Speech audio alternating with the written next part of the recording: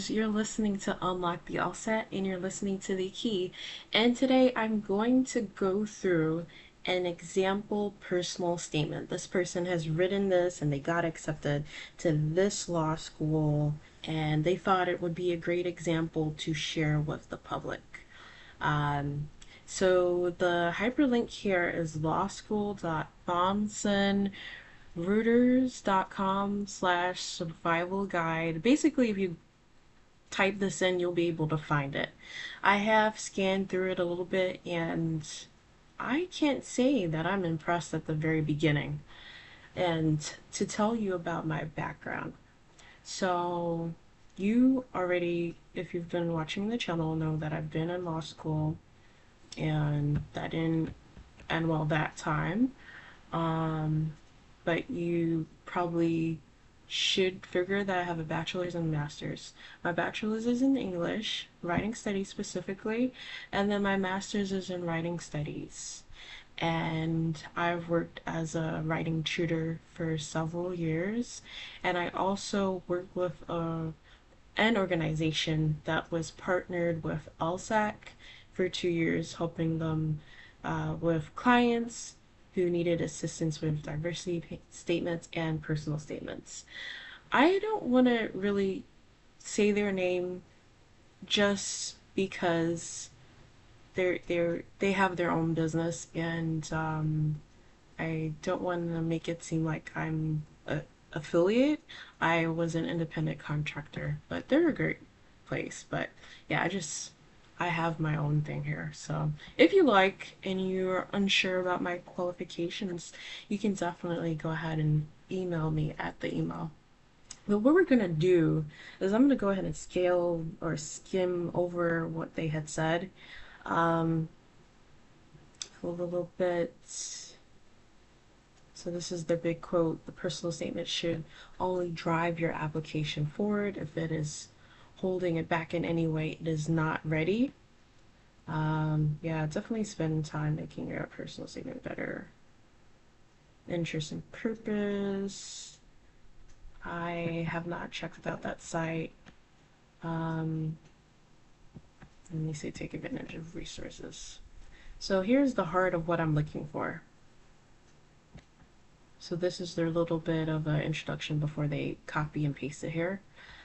So they say beginning in the spring, picking up in September, accelerating further in October, and finishing in November. When I sent my applications out, the whole process produced something that I thought gave me a very strong shot at success. So here it is. Enjoy. Okay. So first line, ball outside, declared the umpire. I don't know what this has to do with law school. I don't know what this has to do with becoming a lawyer. Just by looking at that line, I'm kind of wondering why did you start this way? I'm not feeling it. And just a disclaimer, I've never worked in admissions. I've never been an admissions officer. None of that. I've only worked on the writing aspect, and it's very critical to be making sure that you're conveying your message to your reader very, very well. And I'm not impressed. If I was being lazy as an admissions officer, which there's a lot more to it, because I did like a little bit of a role at Johns Hopkins with uh, rephrasing applicants' information into another format for them with one specific role they had. But essentially, whatever process they have, I'm sure they have a way for people to kind of get through to the meat sooner than later. And this might be a paper, or this personal statement might be something that I would put aside for later. I'll be like, yeah, I'm not really feeling this. Let's see what else we have here, because what are you doing? Okay? So the next line says, come on now, get ahead, stay ahead, kid, demanded my coach. Two wasted lines, in my opinion. But let's keep going. They said it gave them a very strong shot at success. I checked the sign, fastball. third sentence in. I'm not really feeling it. That pitch was just not there. I shook my head. No. Hmm. Interesting. I don't know. We're in four, almost five, and I'm not pulled in as a reader. I know there's something going on with sports, something's happening, but I have no idea why they're applying to law school. What does this have to do with law? And they put in the headline that they got a full ride to law school using this personal statement. Fascinating. All right, let's continue. I can be very cutthroat with looking at things. But yeah, let's go ahead. My catcher gave me the next sign, curveball. Yes, the get me over curve, my signature pitch. I stepped back to begin my windup. What is this, baseball? I haven't skimmed ahead, so I think it is. No, it says fastball. But anyway, they're kind of isolating readers, or they're assuming that people might be interested in sports, particularly whatever this is, fastball, curveball, baseball, something with something with balls. I am not really interested. Some people have short attention spans, and I would hope that probably not a lot of people work in admissions with short attention spans, but I'm not feeling it. I'm not feeling it at all. But I know I have to keep reading because they got into law school with us. They got a full ride.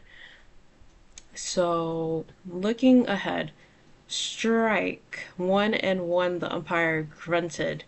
That's the way. Sorry, I wasn't pointing as I was going. That's the way, Duff. Just like that, my coach exclaimed. I guess their name is Duff? Is their name Duff? Sorry, guys. I was curious. Okay, so I don't know. We've read all this, and I have no clue what this has to do with law school. I'm uncertain why they put this out here as an example to use of a solid personal statement. I'm so sorry. I mean, I have my own personal statement that I used my first round, but there's some things, it's really good, but then also there's some things that could have been fixed. So, and this was years ago. The whole application was kind of rushed, but I'm looking at this and I don't really see this as a model for people. I'm not sure what someone's supposed to be getting from this. All right, but let's see where it's going. They said that this gave them a full ride to law school. So let's see, if I can find out what did that for them. My catcher fired that ball back to me. I told the rubber and focused on his signs. He flashed 2 fingers and motioned to the right, curveball outside. I nodded affirmatively. He and I were on the same page. I began my windup again, picked up the leg and spun my big overhand curve to the plate. Oh my goodness. I wish you guys could see my face because I'm like, what is going on? When I work with people one on one with these types of things though, I do try to be understanding and empathetic because I don't want to hurt someone's feelings. But they did put this as a model for other people to follow. And I don't really think this was the best thing to do. I don't know, maybe they put like a disclaimer at the bottom of their cons. I kind of just saw this and I was like, okay, I want to use this as an example, and give my feedback of where they could have improved or what they did right. But so far, I don't know. They're using a lot of lingo that you would have to follow if you're into games or sports. And for the purpose of this, I am focused, but if I had like a whole bunch of personal statements to read, I'm not really sure I would keep reading this. Like, did they pay somebody for this? Like, to help them with this? Because that would be crazy. I can't imagine. And then, like, how much were they paying someone? to help them formulate this. Okay, so what I can say that around here it seems like they're bringing in something with teamwork and listening, but yeah, let's keep going. Maybe I'll see the light at the end of this tunnel here. 2, 1, and 2. The batter stood motionless as he watched my back door hook clip the outer edge of the strike zone. One more now, Duff. Come on, kid. They've taken a great deal of space with this. Oh my god. I almost want to cry because I would be embarrassed. Okay. The pitch count, or the current amount of balls and strikes in a given at bat, is perhaps the most impactful construct of baseball. So it was baseball. After every pitch, the umpire declares it to be a ball or strike, subsequently adding it to the count. If the batter reaches 4 balls, he earns a walk or a free pass to first base. If he gets 3 strikes, the batter is out. The batter's goal is to reach a base before 3 strikes. The pitcher does everything that he can to stop it. Oh my gosh. Or stop that. They wanted you to they wanted you to see this as a model of an ideal person statement. I guess this might be about a page. Okay, I thought we were at the end of the baseball story, but we're still here. As I got the bell back, I knew I was in the driver's seat. The batter was at a tremendous disadvantage, and I would have to react to my pitches on 2 strikes rather than just being able to lock in on one. I leaned in for the sign, one finger right up, fastball high and outside. I liked it. Even though it was not my best pitch that day, I understood that I could still use it effectively to keep batters off balance since I was ahead. I stepped back into the windup and let the pitch fly. So they're making a comeback. Something was going wrong, it seems. I've already said what I think about this so far. The batter flailed at the pitch. 3, shouted the umpire, raising his fist in the air to call him out.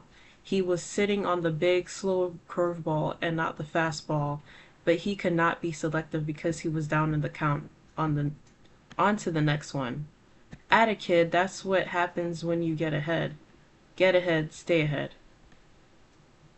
While my organized baseball playing days may be oh my god. Okay, while my organized baseball playing days may be over, that fundamental is still strong.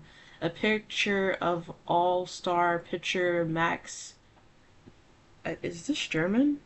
Scherzer? Whatever that is. Sorry, person. Hurling a baseball towards the plate sits above my desk with that same motto in bolded letters. Get ahead, stay ahead. What does getting ahead provide? Okay, before I even continue, the reader, these admission officers know what getting ahead provides. I thought the quote was kind of nice. I mean, I've read through all of this and I was like, okay, you needed to do a shift at some point if you want to use the story. And I liked that, but what does getting ahead provide? They already know. It's a rhetorical question that doesn't need to be here. And I don't know what they're going to do with the space yet. But we're going to keep going. For one, it gives the peace of mind that comes with flexibility. There's room to react in case something goes off course. In baseball, it gives the pitcher more room to work within the count because he has more options when the batter must play defensively.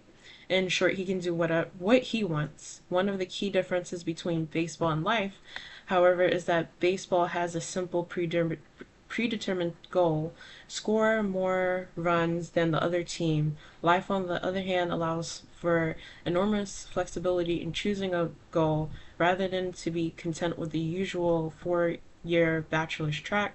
I pushed forward as hard as I could to graduate in 3 years. Many people are surprised when I tell them about my efforts to graduate early. They often wonder why I chose to accelerate my education. I usually explain that it saved me a significant amount of money while expanding my room for error. Most importantly, I tell them by efficiently reorganizing my schedule, getting ahead actually gave me time to think. What does this have to do with law school? This part here talks about being driven, I'd say, pushing forward to shorten your timeline. Sometimes that's good, sometimes that's bad, but that's off the point. So, and then they talk about their strategy on how they did that, and their, after all this baseball, they have to tie it in somehow. So they correlate this with life and the difference, rather, between the two. But this might have been a better starting type of paragraph because they've just started in too much with this game. That took out several lines, useful lines. I'm gonna tell you what I think happened with whoever read this beyond the rest of their application looking good. But let's keep going. The most successful people throughout history have all had an overarching goal, no matter how grand. With the time from getting ahead, I chose mine. Andrew Carnegie sought to provide affordable steel. Oh my god. What? I just can't. We're not reading about these people. What do these people have to do with this? I almost don't want to continue reading because I just don't understand. This is almost like when you have a paper to do for a class and you're looking for like some filler to like fill in some of the space, and you just like start adding in extra stuff that kind of relates, is kind of important, but is not really the best thing that you could add for the best flow and development of what you're writing. So yeah, this isn't, this is not my style. I mean, I guess this is this writer's style, but I don't really know how this ties in with themselves as the individual. But let's keep going. Andrew Carnegie sought to provide affordable steel. Henry Ford wanted to create a universal automobile. And Elon Musk aims to put a city on Mars after seeing their success. Okay, I kind of skimmed through. I saw the names, and then I saw another name, and then I saw the Tower of Cedars, and then I saw another name, or the American Hotel Register. So you don't want people doing that when you're reading or when you're writing something that is not seeming like purposeful, and then they start skimming through and not really reading clearly. So let's go back to right here. Simply put, I want to be a leader in sustainable real estate. So should you be becoming a realtor or should you be becoming a lawyer? Are you merging the two? More specifically, I want to make green living universal. Whenever I get the same surprised look from this claim as when I tell someone that I'm graduating early, I clarify that there are already some pioneers designing revolutionary apartments with trees planted on all of their floors, working to clean the air in polluted cities. Stefano Boreri, for example, has designed a 36-floor building covered with trees on terraces jutting out from its sides, dubbed the Tower of Cedars. I think I might go back to my original point about bringing in these random people because I don't really see a connection so far to law here. Maybe they should be into eco-friendly dwelling creation, some type of building construction, eco-friendly sustainability. maybe are they going into sustainability law? I don't know. I want to take this premise further. My mission is to expand clean living to all, not just the elite who can afford it. The law is one of the most important tools that I will need to achieve this.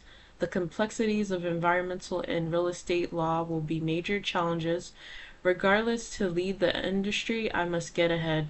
When I start my business, I will reflect on my experience in running the trial team as its president. The perspective on efficient business systems that I gained with American Hotel Register and the tips that the CEO of Regency Multifamily shared with me for optimally running a large real estate firm, among many other things, but I will always be looking forward. While history shows that there are answers in the past, only the future knows them. Thankfully, controlling the present by getting ahead can make the future that much more certain. This sounds like the end. Is this the end? Oh, okay. Okay. Uh, we're gonna go ahead and finish that up, and then I will comment more. Actually, no. We're back in baseball. Um, oh my God. I don't like this. Mm. But you know what? To like, be completely real. This person, they're in law school right now, if they haven't graduated already. So they're doing something right. But I'm just looking at it from my expertise when it comes to writing and just the way that I read things. And the objective of writing this is to get admitted into law school and to show that you have what it takes to succeed in law school. Actually, you don't want to just succeed, you want to thrive in law school and then ace the bar. And I thought that they wasted a lot of space so far at the beginning. Now, back to this. This is like the meat, I think, of their um their personal statement. This whole paragraph. However, I think they bring in other people too much, and they start bringing in too many details that make me wonder if law school is what they should be doing or should they be doing something else. Um,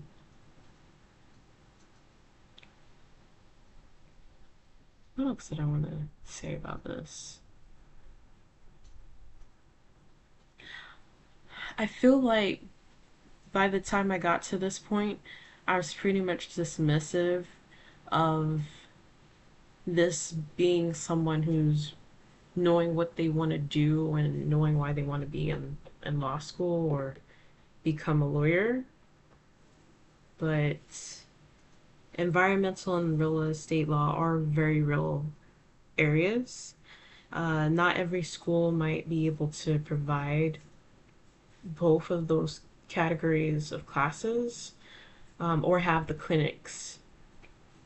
And I think, I'm not completely sure, but I think you might have to choose one unless you have a lot of time. You'll have to like fix, or not, I was gonna say fixate, but you kind of have to like lean towards decisively picking one over the other. That's what I think. I mean, you could take both types of classes, but as far as a clinic goes, you'd have to choose one. I think I've more heard about environmental law clinics than real estate. I've never really heard about real estate law clinics. Um, but yeah, this paragraph could use a good amount of work. And to some degree, I do think it's a little bit all over the place. Like, they started mentioning the sustainable real estate, so I thought, maybe we should actually be helping them build the actual real estate. And then they go into the legal aspect of it. And I might say that they went a little bit too in depth with what they want to do, which you don't have to know precisely what you want to do in law school or after law school, rather. But you just want to demonstrate that you are serious and you're going to be a serious student in law school as well. And you want to lean on every experience that already shows this. There's a lot of saying what I'm planning to do here. That's what I'm reading. Let's go ahead and keep moving because I don't know if you could tell, but by the time I'm getting to this, I'm pretty much turned off from this personal statement. But like I said, this person, they got into law school. They're in law school right now, probably about to graduate. Hey, what can I say? I stepped back into the wind up again. Or wind up. As I drove off the rubber towards the plate, I extended out as far as I could to get as much control and power as possible. The big hook landed firmly over the outer third of the plate, right into my catcher's mitt with a solid whump. Onomatopoeia. I'm not even sure how to say that. Hopefully I said it right. Strike. Oh, and one. At a kid, my coach was elated to see my pitch command this inning. Get ahead, stay ahead. Oh my god. If I wanted to be really bad, I could like put like some gifs over the page as I read the last line there, but let's see like their recap here. Oh, they did go they graduated too. Wait, no. Why did I misread that? Yeah, they are still working on their degree according to this, or maybe they didn't update it. Um, yes, there we go. I figured that they might have talked about it. I didn't check this beforehand. Let's see what they say here. The personal statement should only drive your application. Okay, I already saw that. Are you inspired to get ahead? Don't you just feel a sudden urge to admit me into your program? Actually, not. I'm so sorry. Well, thankfully, it made an impression on someone. I did my best to show my ambitions while showing a bit of my personality. I feel that was very risky.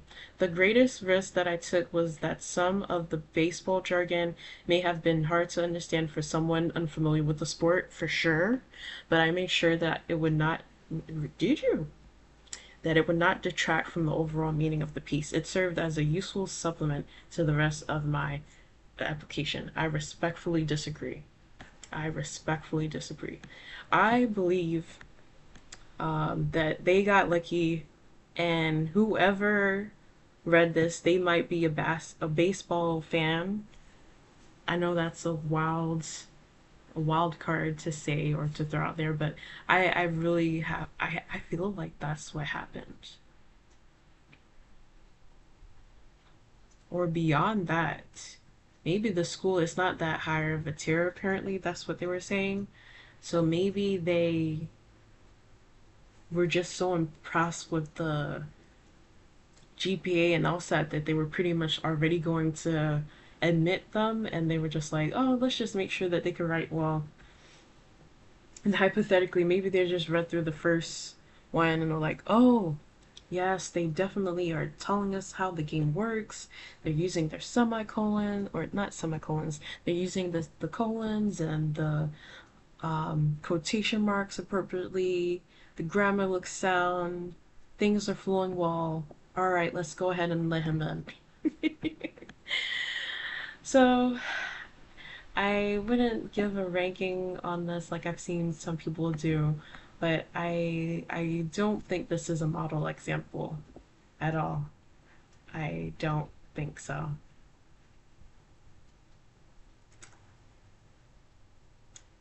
My thing with a story is you want that person to be able to have a foreshadowing aspect when they start it, and then you grab their interest. But here, if you're not into baseball, chances are you might stop reading, and that won't look good for um, an applicant whose rest of their application doesn't look that good, or even if it's strong, if the school is very, very picky. All right, well, that's going to be it for today, and I hope that someone finds this helpful, because not every model example is a great example, and hopefully you picked up something here, and have a great rest of your day.